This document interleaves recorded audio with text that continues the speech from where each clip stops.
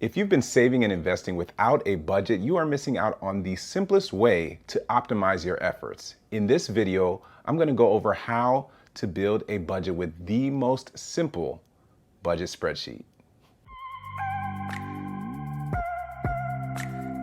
Hey, what's going on, everyone? My name is Maoli Vodi with financiallypresent.com, your one-stop shop for financial education and investment education. And today we are going to break down my budget template, my budget spreadsheet that has been time tested and it is proven to create simpler situations as far as understanding your finances and building generational wealth. It is one of the building blocks in order to keep your house in order. You can find this free budget spreadsheet template on financiallypresent.com. You would go to resources and then click on budget spreadsheet. You'll be able to enter your email address and click claim my free budget template. And from there, you'll receive an email and you'll be able to click and download from Dropbox, essentially, the actual template that you can use. And it is completely free. I'll also have a link for it right below this video. One of the easiest ways to fill out this template is to follow the directions that are in.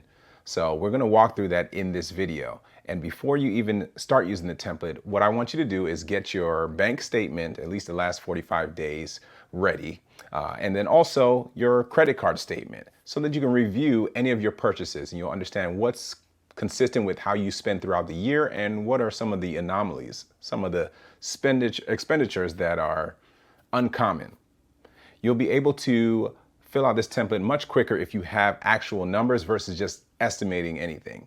And if you get to a calculation where you don't necessarily have that expenditure every single month, you can always divide it across a few months and you'll be able to use that as an estimation. And I always recommend that you round up if you ever had to round. So for example, my water bill only comes every 3 months. So if it's $200, I would just divide that by 3, and that would be my monthly cost for my water bill.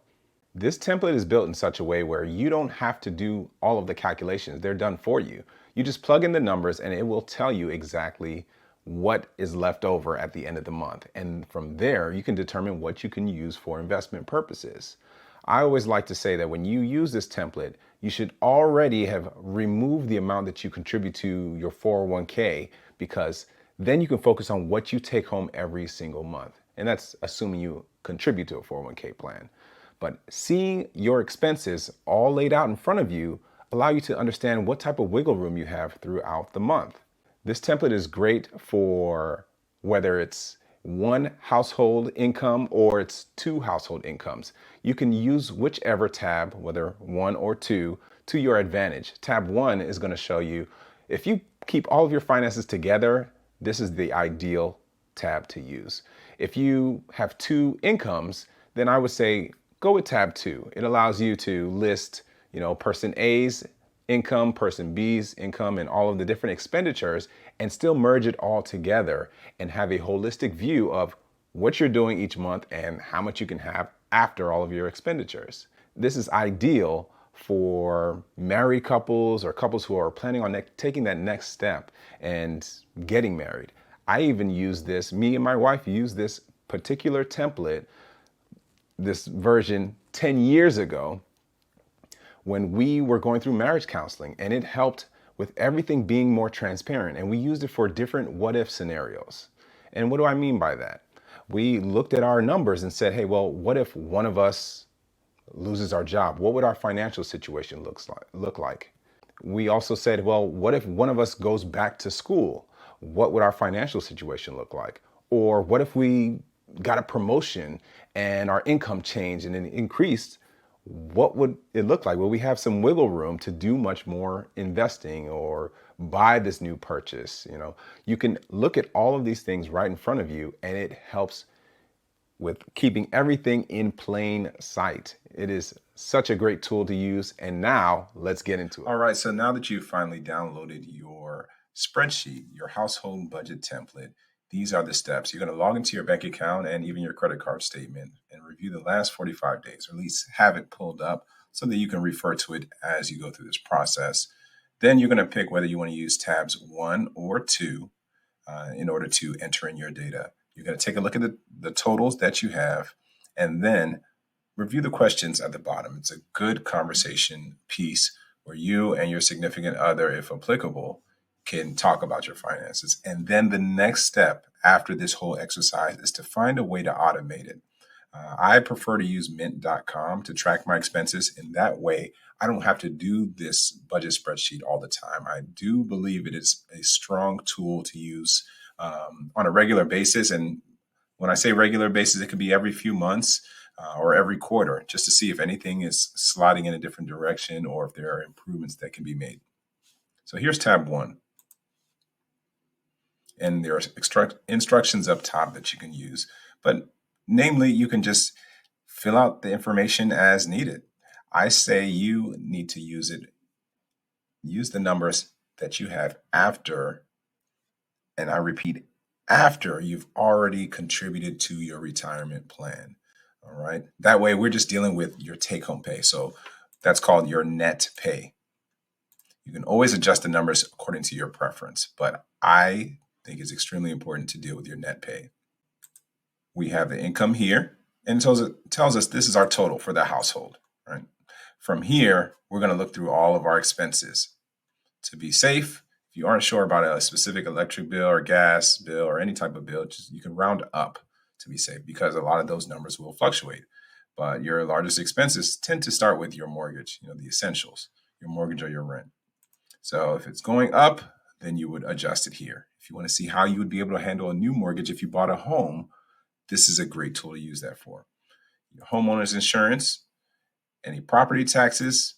Here, we pay it once a year. So this example, you just take what number you have once a year and you spread it across 12 months, and now you have your amount. If you have a car note, fine, put it here. If you don't, even better, just zero it out. All the calculations will update. Gas and mass transit, maybe you work from home. If you don't, I'd say increase this. You can say $210 a month, for all we know, with current gas prices. Student loans, if you have any, sorry. If you don't, get rid of them.